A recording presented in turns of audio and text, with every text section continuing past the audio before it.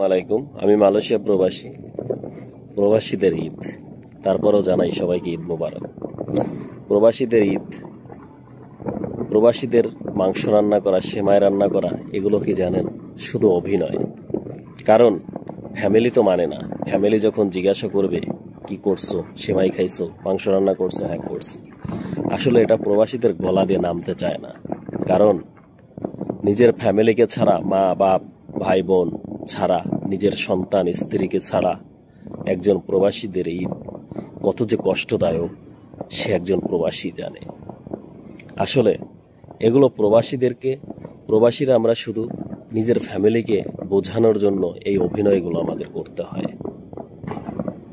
জানি না মহান রব্বুল আলামিন আমাদের প্রবাসীর কপালে কবে ফ্যামিলির সাথে ঈদ রাখছে, সেই ভালো জানে।